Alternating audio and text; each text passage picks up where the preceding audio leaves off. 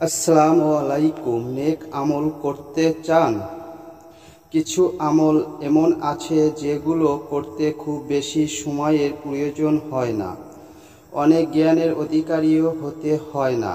কিছু এগুলোর ফজিলত অনেক বেশি, যেগুলো বান্দার আমলনামাকে ভারী করে।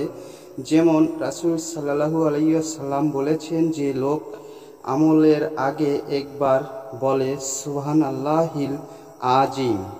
আশা করি সম্পূর্ণ সূরাটি শুনুন। বিসমিল্লাহির রহমানির রহিম।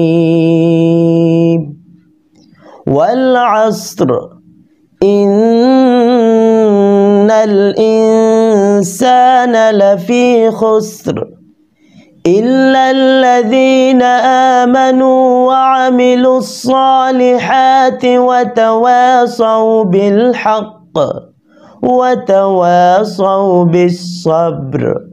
সাদাকাল্লাহুল আযীম।